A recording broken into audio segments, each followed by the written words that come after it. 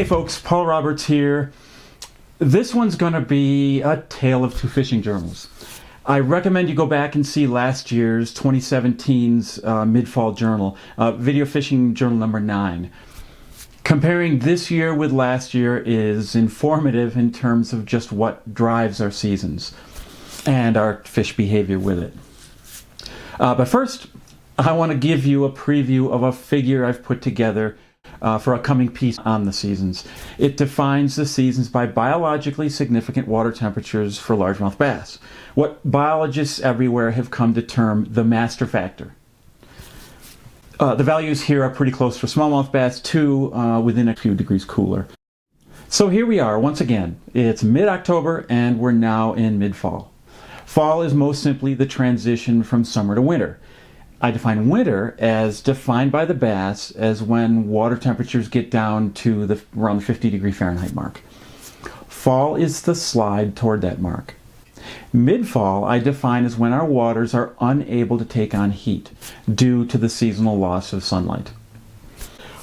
So, does this sound at all familiar? Well, it should, because fall comes around every year.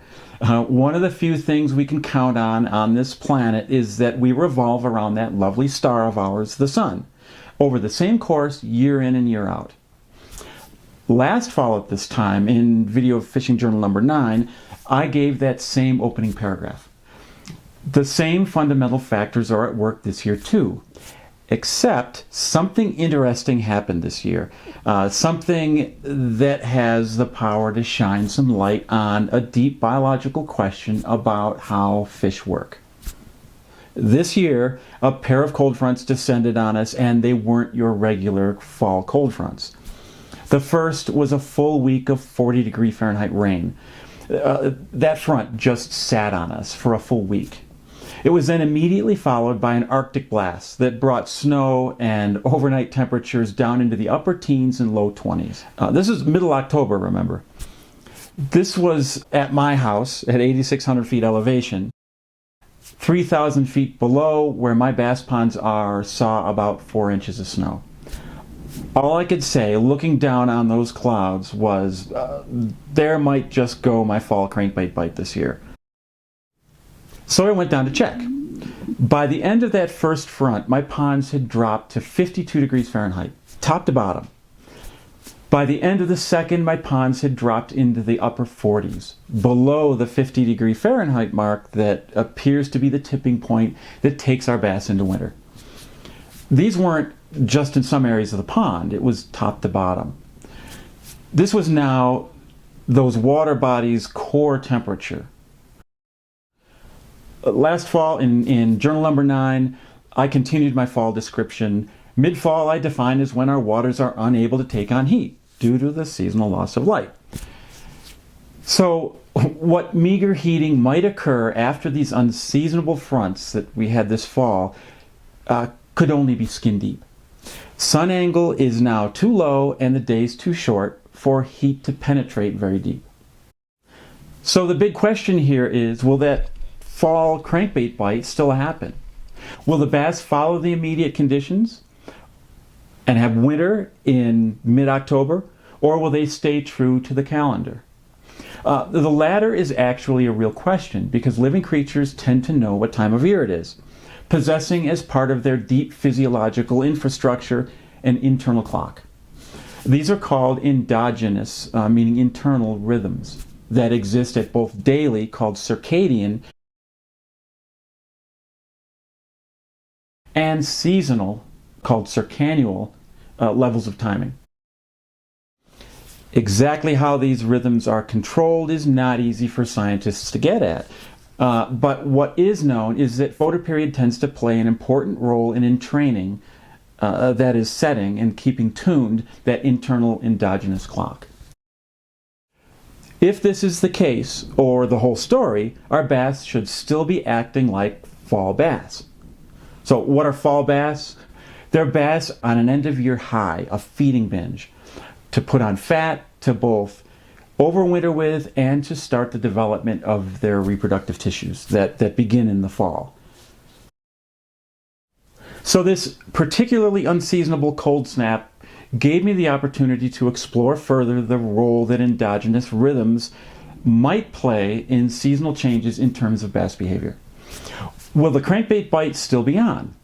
Heck, it's mid-October. It should be on for nearly a full month. Or could winter fishing really be here already? That's what I went to find out. I hit the same water body as I had in Video Fishing Journal number 9 at the same calendar date. The big difference this year was that the pond's core temperature, not surface temperatures, were at 48 degrees Fahrenheit, down 7 degrees from last year at this time. And the days I fished, the week after the fronts, the pond's core temperature managed to gain only 2 degrees. That's pretty much what the sun angle this time of year can muster. Everything else looked pretty much the same. Hey, I even saw the same guy bombing around in his biplane that I'd commented on in last year's journal. So let's hit the water. Let's hit a small 6.5 acre gravel pit in mid-October 2018. Is it fall or is it winter already? What do the bass say? Albeit this is divined through a fishing rod, or 5 of them to be more precise. But we're doing our research here through our fishing rods, as imperfect as it is. Okay, conditions. Bright post-frontal sun for the most part, patch of clouds for a bit. A true Indian summer week, following 2 killer heat-sucking cold fronts. Core temperatures ran from 48 Fahrenheit warming to 51 Fahrenheit over a 3-day period, gaining roughly a degree a day. Surface temps were, of course, more variable, ranging from 49 to 52 in the mornings, and wherever breezes rolled up that cold core water, breaking up that warmed surface skin. The incident north shoreline, remember the sun is now in the southern sky, reached 52 to 56. Wind-stacked water, remember warm water floats and gets blown downwind, peaked at 59 Fahrenheit on those downwind shores. Water clarity gave roughly 2 feet of visibility, typical for this pond. Nothing changed there for the most part. Vegetation had also typically begun to die back, turn brown, but it's still dense at this time.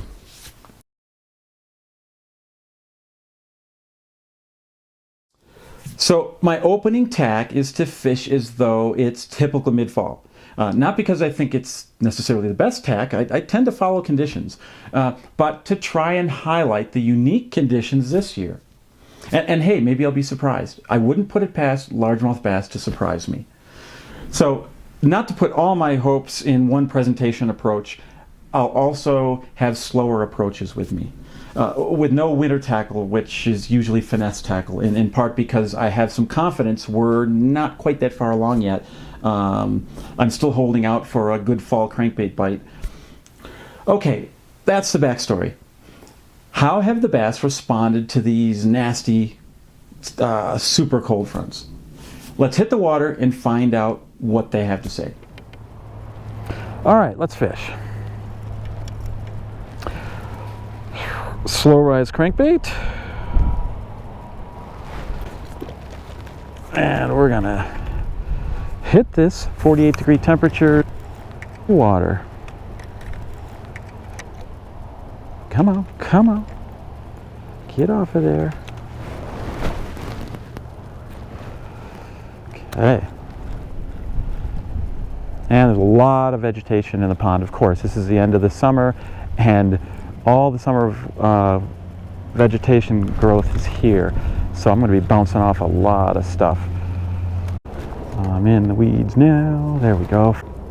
It's why you want the crankbait to still rise this time of year. You know, a suspending plug is great in the winter. But if you've got a lot of vegetation, you've got to be able to bump it and then rise up over it so you can work through the stuff, because there's clumps of vegetation all over here. By looking at this 48 degree temperatures and rate this is probably going to heat, it precludes a certain amount of topwater activity, but the fish are looking up this time of year usually. They shouldn't be bottom oriented yet. That comes later. Water clarity is on the low side. Looks like they've got about 2.5 feet of visibility.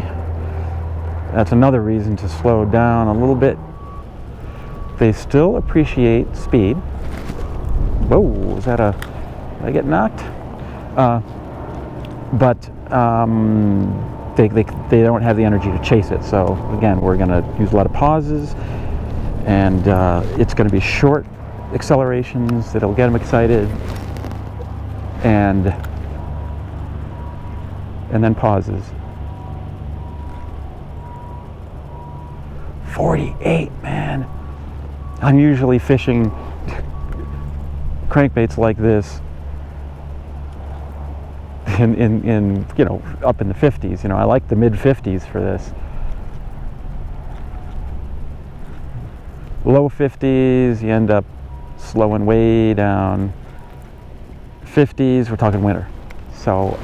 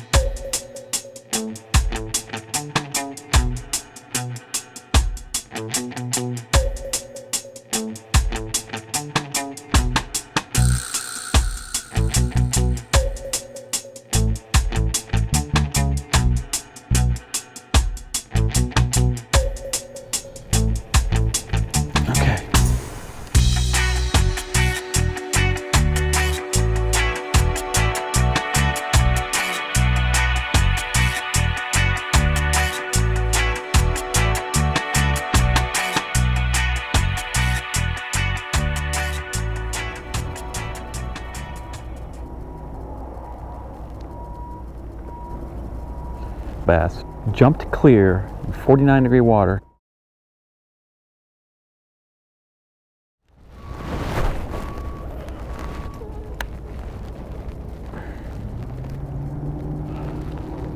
Whoa, look at that. Holy sh... Do you see the size of that boil? Whoa, look at that. There are no carp in here. That was a bass chasing a bluegill. That's exactly what that was. And he came up for it. That was a chase. That is a great sign. I think I might switch lures too for this.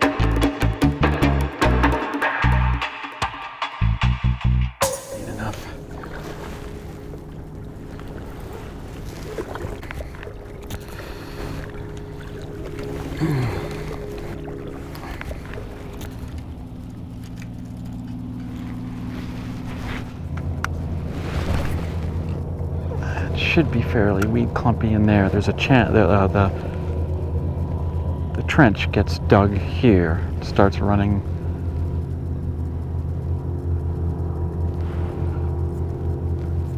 Starting right about here, and it's rimmed with, on this edge, with a lot of milfoil.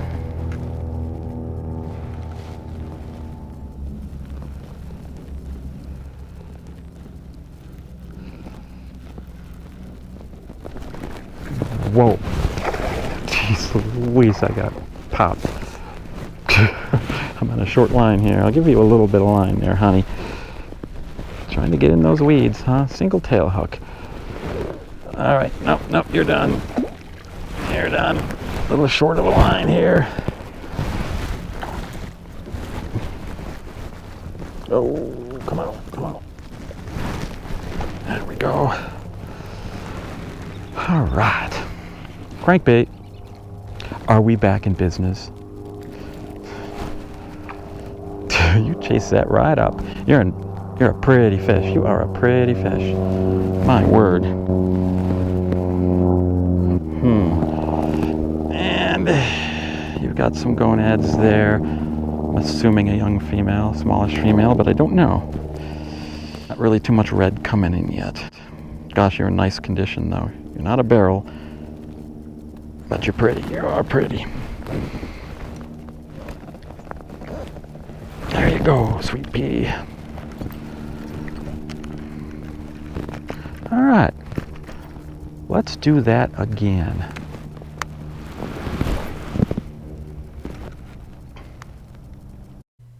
Well, it didn't happen again. I didn't get another crankbait fish the rest of the day. What's up with that? That one hit right close to the boat, right in these clumps below me. So I was retrieving my bait up off the bottom. I was accelerating it upward when it took. It took close to the boat on the end of the retrieve, where my lure is coming upwards, and not slowly, but he was in position for it. Not willing to chase very far, but coming up on something. Okay, I want to pause and clarify what I'm thinking here. This type of strike coming up at boat side does not mean that we're suddenly back in business with active horizontal retrieves. How this fish struck is a common occurrence in fishing.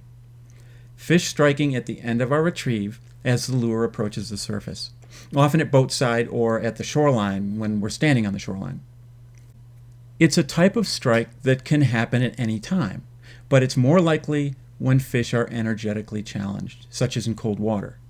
Or at least it's more common under challenging conditions than our strikes on straight-out horizontal chuck and wind retrieves. Looking back to the previous day's fishing, this type of strike was the only action I received toward my horizontally retrieved lures in that 48, 49 degree water. This also very likely explains how those bass that day managed to attack bluegills in 49 Fahrenheit water. They came up from beneath them. Here's what I suspect is at work here. When fish are energetically compromised, such as in cold water, they're less able or willing to chase very far. They are also harder to incite into deciding to strike, in large part because they do not have the performance capacity in such cold water. What can incite them is vulnerable prey. This is always the case, but especially when fish are energetically compromised, they must be more discriminating in what they commit their limited energy to. Chases are probably the most costly activity fish must do. One place where prey fishes can be particularly vulnerable to attack is when at the surface. I'll describe why this is in a future video on presentation. Again, this very likely explains how those bass the previous day managed to attack bluegills in 49 degree Fahrenheit water. They came up from beneath them when they saw the opportunity open up above them. Bass acclimated to cold water are capable of chasing, but their range is diminished and they make decisions accordingly. Bass that don't learn to do this don't live on to keep trying such foolishness.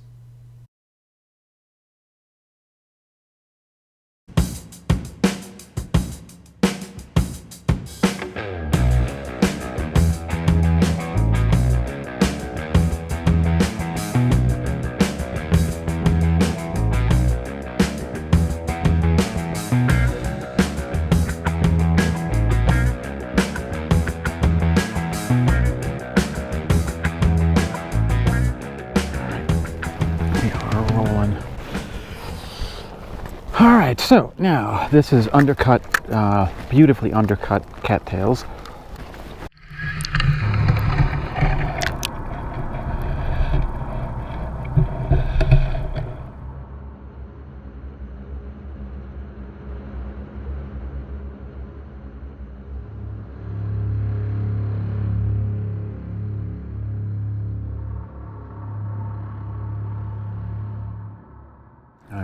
really going to hit those cuts.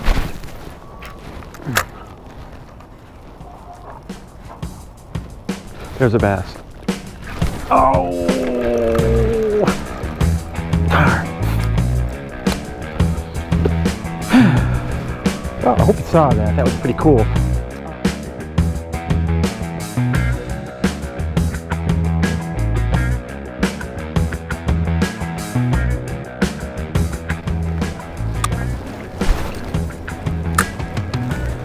I'm in there. There's one. Back under, too.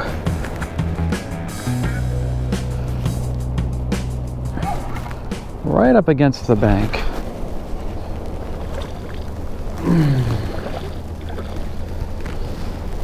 Okay, buddy.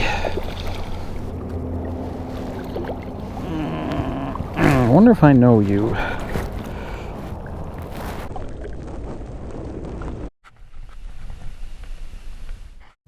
Okay, since we've got a moment of silence here, as usual, I check the fish out. I check their body condition, and I look for identifying features that I can identify recaptures with. That's pretty valuable to me. I want to know who's who in my ponds.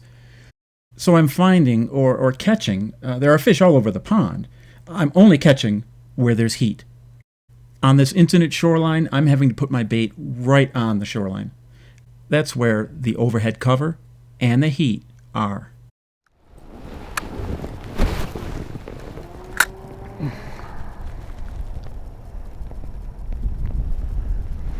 I'm skipping better by skipping underhand.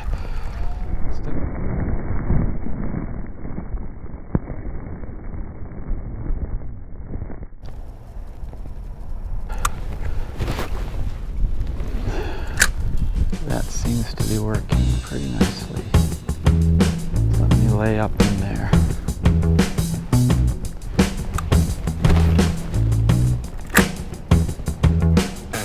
There's one.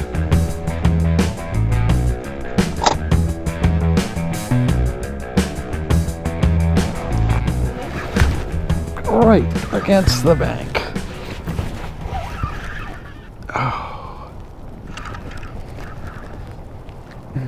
Whoa, get out of that stuff, will ya?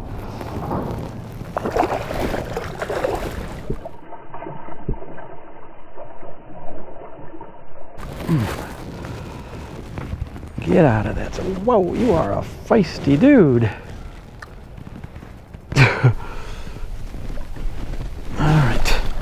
Come here. Come on. Oh, another thin fish. Look at you guys losing weight here. Vegetation get up that thick? You can't catch those bluegills now, huh? Is that what the deal is? Anything identifying on you? You're a female. You're gonna some ovaries, but you're not. Any identifying marks? Try to get a look at that marking pattern.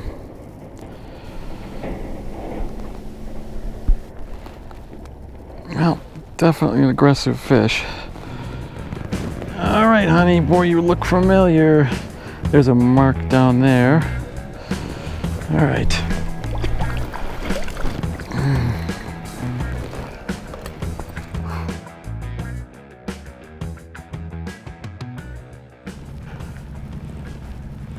There's one. Not a big one. Not a bad one. So, there you go. I want to see your body condition there, sweet pea. Come on in. Yeah. 13-incher and thin. Okay, this pond has not been thin. Spin here. The bass have been really fat here. And yep, probably a male. This is maybe a first-year spawning male. I don't know. That could be testes developing. Anyway, they're thin this year. This summer, they came out of the summer thin. It could be that the vegetation, there's a lot of milfoil, and maybe it was so dense that the bluegills were able to hide more effectively. But the bass I've been catching have not been the heavy barrels that I've seen in the past couple of years, so this is more normal. Alright,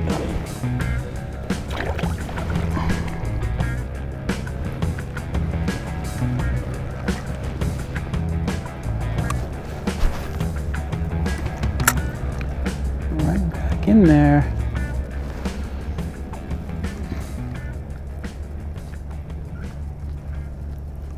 There's one. Followed it up. Not a big one. I can feel him a-coming. Yeah.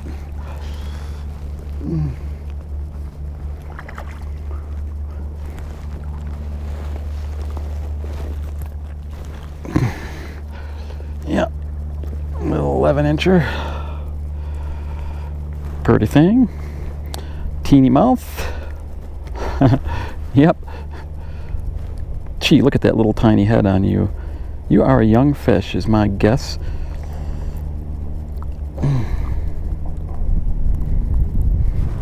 All right, hon. There you go. Okay, that fish ran it down. I might have to pick up my speed.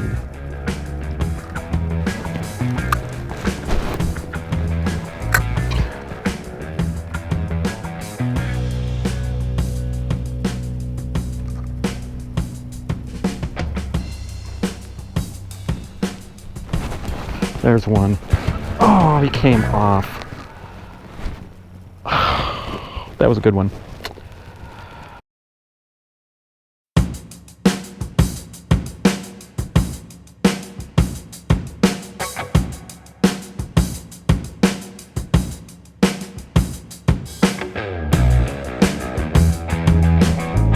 Whoa.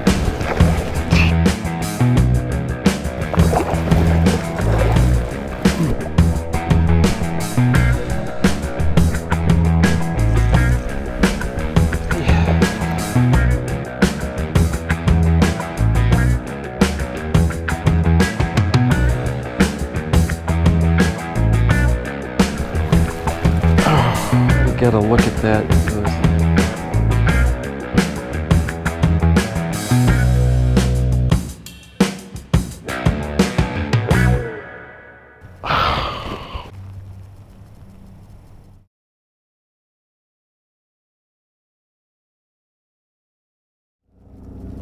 Hey, there's my biplane buddy again.